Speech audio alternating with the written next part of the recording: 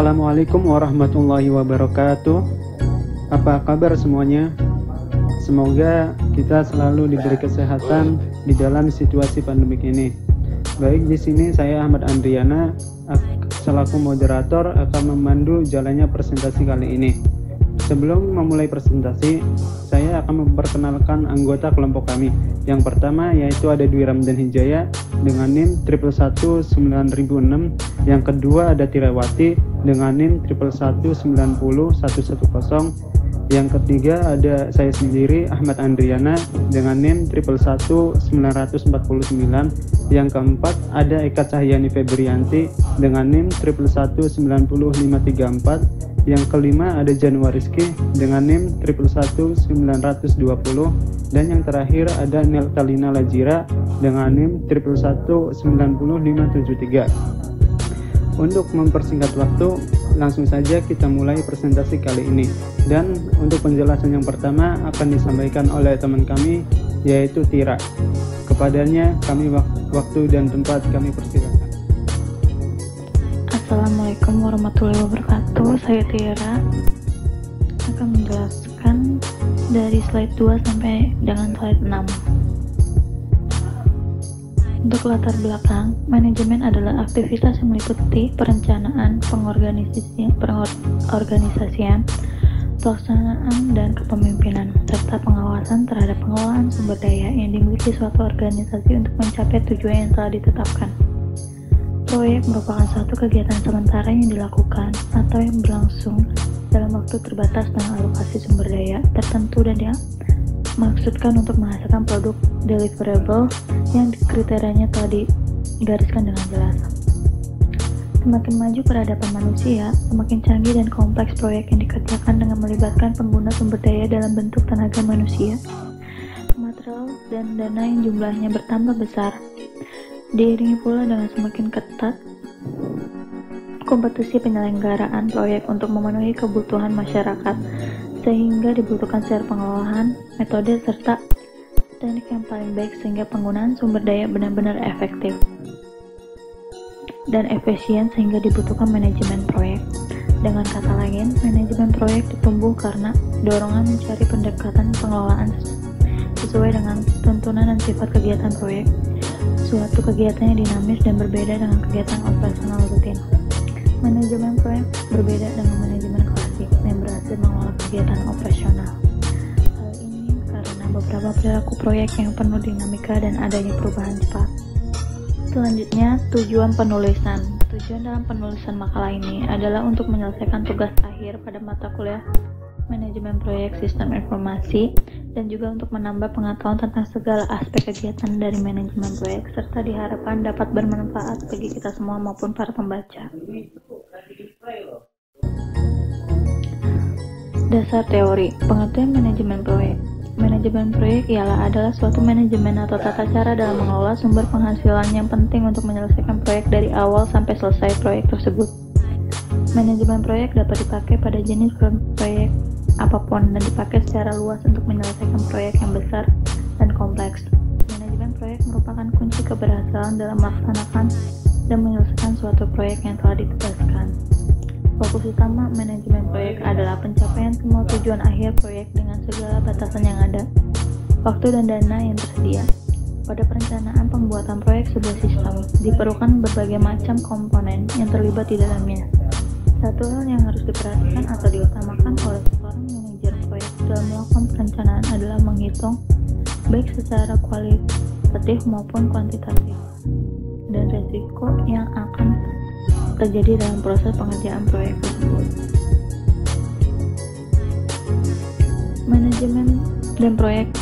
Manajemen dan perencanaan proyek. Waktu proyek atau biasa disebut umur proyek merupakan salah satu atribut proyek yang sangat penting dan manajemen proyek. Kegagalan mengelola waktu proyek akan berakibat pada penyelesaian proyek yang tidak tepat waktu.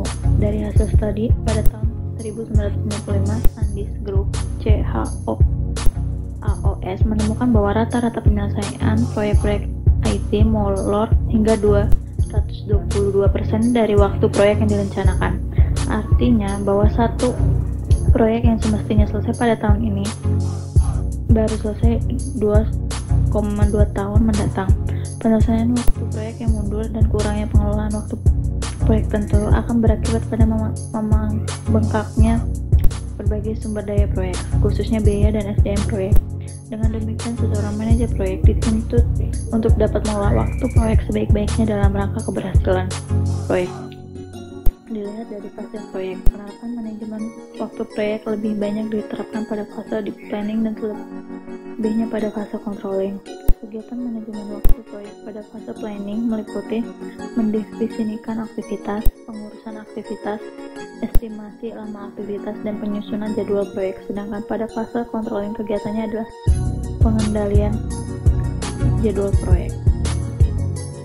Berikutnya ada work breakdown structure. Untuk project Flowers 5, di sini hardware-nya itu ada hard disk, software, serta prosesor. Untuk software-nya itu ada OS Windows, Chrome, XAMPP, Visual Studio Code. Perencanaan, analisis, desain, coding. Nah, untuk analisisnya itu ada kebutuhan user dan kebutuhan admin. Sedangkan desain itu ada tampilan, informasi, promosi, serta tools. Sedangkan coding itu ada aplikasi coding dan pengembangan. Baik, terima kasih. Penjelasan berikutnya akan diteruskan oleh Januari. Oke, baik. Saya akan melanjutkan presentasinya. Di sini ada perkiraan waktu dan biaya. Di sini ada judul tema dari websitenya, yaitu Project Flower Pipes.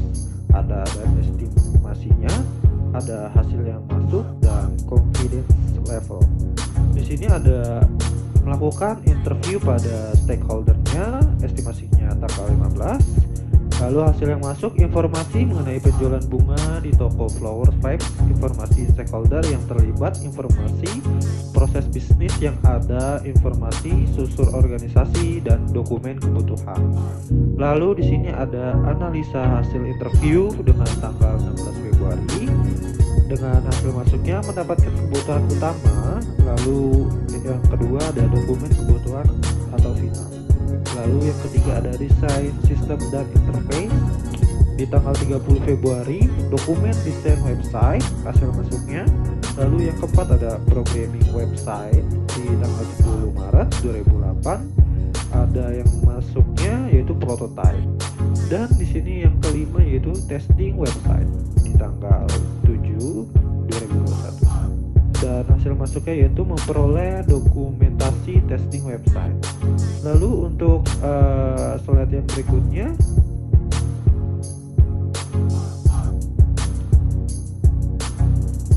ada perkiraan biaya. Yang pertama ada analisa sistem dengan harga 5 juta rupiah, desain fungsi 7 juta, pemrograman 25 juta, pengujian 5 juta, pelatihan 4 juta, pemeliharaan 5 juta, dan dokumentasi 2 juta. Dan untuk setiap total perkiraan biayanya sekitar 53 juta rupiah. Di sini untuk rencana manajemen mutunya ada quality planning, quality improvement, yaitu quality control, dan quality assurance. Ada yang pertama, quality planning merupakan proses pembuatan standar kualitas dan cara mencapainya. Tanpa quality planning tidak ada benchmark yang jelas, sehingga bisa saja kualitas yang dihasilkan berbeda-beda. Jadi komponen ini adalah semacam tokak atau pangkal utama yang harus dijalankan agar komponen lain dapat terlaksana dengan optimal. Lalu yang kedua ada quality control, yaitu pengawasan proses produksi dan produk yang dihasilkan, bukan mengubah prosesnya. Quality control merupakan pengawasan proses guna menjaga kualitas produksi agar sesuai dengan standar yang ditetapkan. Untuk perbedaannya dengan quality improvement adalah quality control lebih berfokus pada sedangkan untuk quality improvement tidak terlalu berfokus. Di sini akan saya jelaskan untuk quality improvement-nya. Seperti namanya, quality improvement ditujukan memang untuk meningkatkan kualitas produk atau jasa yang sedang diproduksi oleh perusahaan. Peningkatan kualitas berfokus pada proses produksi. Biasanya peningkatan kualitas ini dijalankan di tengah-tengah produksi agar proses lebih optimal dan produk yang dihasilkan bisa dipercaya kualitasnya. Lalu yang keempat ada quality assurance. Quality assurance adalah tindakan yang dilakukan untuk memastikan bahwa produk atau jasa sudah memenuhi standar yang ditentukan. Tujuannya adalah agar ketika dijalankan quality control tidak terlalu banyak produk yang harus diperbaiki. Lalu di sini ada rencana manajemen komunikasi dan manajemen pengadaan. Di sini untuk peran tim proyeknya project manager dan anggota tim proyeknya Dwi Ramdan Hijaya dengan tanggung jawab membuat rencana proyek, menugaskan pekerjaan anggota tim proyek, memonitor jalannya proyek dan kerja tim proyek, bertanggung jawab atas keberhasilan eksekusi proyek, memastikan proyek yang dapat berjalan dengan sukses sesuai dengan jadwal dan ruang lingkup yang disetujui, mengadakan meeting proyek secara berkala untuk menangani permintaan perubahan, membuat project report, menjembatani penganalisa sistem dengan desainer sehingga antara hasil analisa sistem dan bentuk desain website sesuai dengan yang diharapkan. Lalu untuk menjembatani desainer dengan programmer sehingga desain yang dibuat tidak menyulitkan tim programmer dalam membuat program. Lalu ada melaporkan setiap kemajuan proyek hasil dan hasil akhir proses kepada pemilik proyek.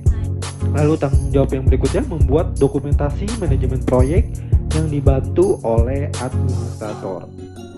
Lalu ada lanjutan rencana manajemen komunikasi dan manajemen pengadaan. Ada penganalisa dengan atas nama Tirawati melakukan analisa yang akan dibangun dengan cara wawancara dengan pihak yang ditunjuk. Lalu membuat statement of purpose, membuat konteks diagram, membuat proses specification, membuat ARD, membuat kamus data, melaporkan hasil pekerjaan kepada manajer proyek, berdiskusi dengan manajer proyek mengenai langkah-langkah yang harus ditempuh untuk menyelesaikan proyek sesuai dengan perencanaan manajemen proyek atau project management plan.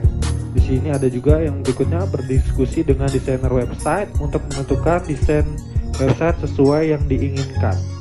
Lalu untuk yang terakhir membuat dokumentasi analisa desain sistem yang dibantu oleh dokumentator.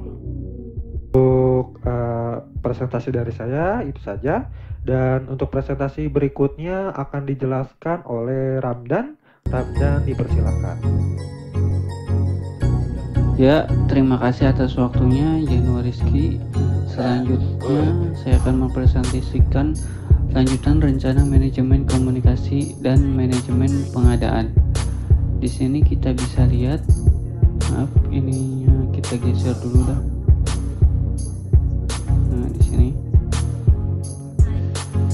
sini kita bisa lihat desainernya si Ahmad Andriana. Tugasnya untuk membuat desain website, bentuk menu website, bentuk form, bentuk report dan lain-lain. Berdiskusi dengan penganalisa sistem tentang desain website agar sesuai dengan yang diharapkan. Terus berdiskusi dengan program tentang dimaksud bentuk desain website yang dibuat. Yaitu terus membuat dokumentasi desain website dibantu oleh dokumentator. Setelah itu di sini ada programmer yang dilakukan oleh Dwi Ramdan Hijaya selaku saya sendiri. Lalu ada Ahmad Andriana dan dilanjutkan oleh Tirawati. Di sini tugas-tugasnya adalah membuat program website sesuai dengan hasil analisa dan desain yang ditentukan. Setelah itu berdiskusi dengan desain website dan analisa agar program yang dibuatnya sesuai dengan yang telah ditentukan. Lalu memberikan usulan pada desainer dan penganalisa sistem analis bila memang diperlukan. Lalu mengajukan pertanyaan kepada desainer dan sistem analis apabila ada hal-hal yang kurang jelas. Lalu memperbaiki program berdasarkan hasil investigasi. Yang terakhir membuat dokumentasi program dibantu oleh dokumentator. selanjutnya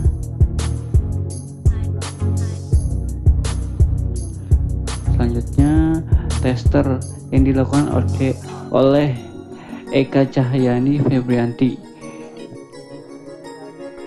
Ya, ini setelah ini tester dilakukan oleh Eka Cahyani Febrianti yang tugasnya untuk melakukan tes terhadap program website yang telah dibuat, terus membuat list tentang hal-hal yang masih perlu diperbaiki, terus lalu memberikan rekomendasi maupun usulan tentang solusi permasalahan yang dihadapi, lalu membuat dokumentasi tentang hasil testing terhadap program website.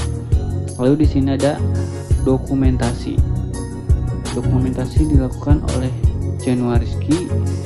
Di sini tugasnya untuk membuat dokumentasi sistem desain, spesifikasi sistem, berkoordinasi dengan sistem analis, membuat desainer dan programmer, lalu membuat dokumentasi SOP, berkoordinasi dengan sistem analis, pihak counterpart atau pihak yang ditunjuk untuk memberikan keterangan mengenai sistem yang akan dibangun, lalu mendokumentasikan manajemen proyek yang telah dibuat oleh manajer proyek bersama administrator, lalu bekerja sama dengan administrator untuk membuat dokumentasi administrasi proyek. Ya, untuk slide selanjutnya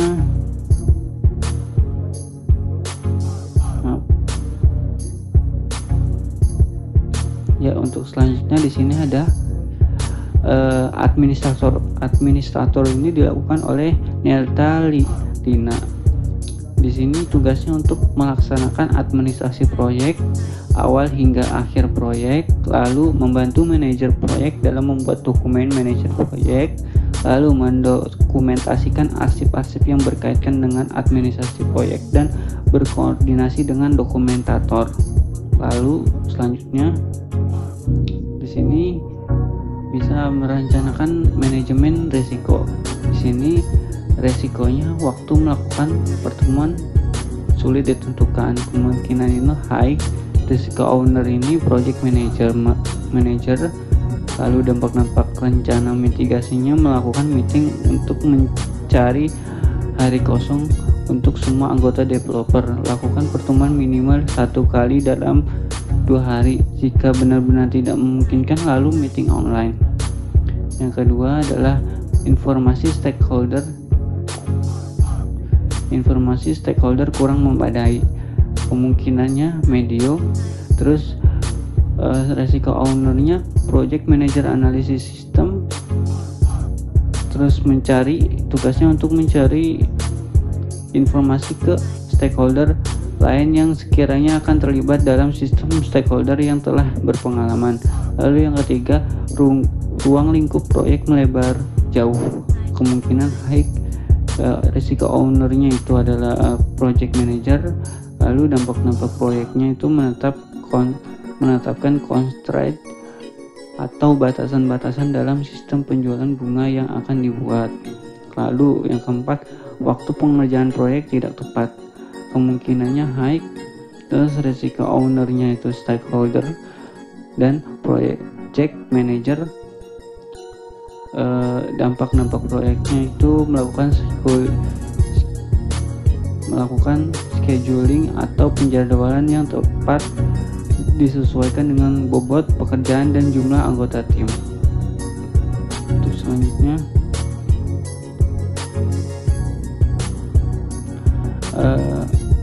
ini kita geser dulu. Nah, di sini merencanakan manajemen stakeholder. Di sini alat dan teknik pendapatan ahli dan rapat dalam manajemen stakeholder secara umum telah dijelaskan sebelumnya. Untuk teknik-teknik analisis, PMBOK 5 edition memberikan contoh analisis perbedaan gap analisis atas tingkat keterlibatan stakeholder saat ini secara aktual terhadap yang seharusnya dalam rangka mencapai tujuan proyek yang ditujukan. Pada tabel ini dengan teridentifikasinya gap maka akan dapat dilakukan rencana atau strategi khusus untuk mengatasi gap tersebut. Di sini ada stakeholdernya di sini ada stakeholder 1, 2, 3, ada 4 dan 5. Di sini tidak peduli, menghambat, netral, mendukung dan memimpin. Keterangannya di sini situ current atau saat ini, di sini D desire diharapkan atau direncanakan. Di sini yang tidak peduli di stakeholder 2 saat ini, terus yang di netral di sini stakeholder 1 C, stakeholder 2 D, stakeholder 3 D di netral, stakeholder 4 C. Yang menghambat di sini ada 2, stakeholder 3 dan stakeholder 5. Di sini yang mendukung adalah stakeholder 1 dan stakeholder 5. Di sini yang memimpin yang diharapkan atau direncanakan di sini ada stakeholder 4.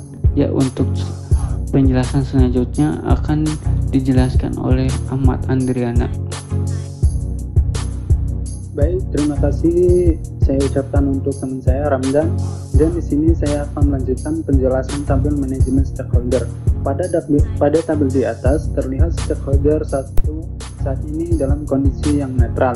Namun berdasarkan analisis dalam rangka mencapai kesuksesan proyek, stakeholder 1 harus dalam posisi yang mendukung. Strategi mengubah posisi stakeholder tersebut harus direncanakan oleh project manager dan tim proyek termasuk stakeholder lainnya. Kumpulan strategi yang mengubah posisi semua stakeholder saat ini untuk menjadi yang seharusnya dirangkum menjadi yang penting adalah rencana manajemen stakeholder yang merupakan bagian dari rencana manajemen proyek yang sangat penting bagi project manager. Dalam berinteraksi dan berkomunikasi dengan para stakeholder, beberapa informasi penting dalam rencana manajemen stakeholder yaitu yang pertama ada perbedaan tingkat keterlibatan stakeholder kunci antara aktual saat ini dan yang seharusnya. Yang kedua, ada identifikasi keterkaitan dan potensi overlap antar stakeholder. Yang ketiga, ada strategi mengelola, berinteraksi atau berkomunikasi dengan stakeholder. Untuk yang keempat, ada lingkup dan dampak perubahan pada stakeholder. Dan untuk yang kelima, ada rencana mitigasi atas risiko yang dapat ditimbulkan oleh stakeholder. Untuk selanjutnya, ada kebutuhan komunikasi stakeholder. Dan untuk yang ketujuh, ada data informasi yang harus didistribusikan pada stakeholder termasuk alasan pendistribusian. Untuk yang ke-8, ada jangka waktu dan frekuensi distribusi informasi kepada stakeholder. Untuk yang ke-9 dan yang terakhir ada metode pembaruan rencana manajemen stakeholder.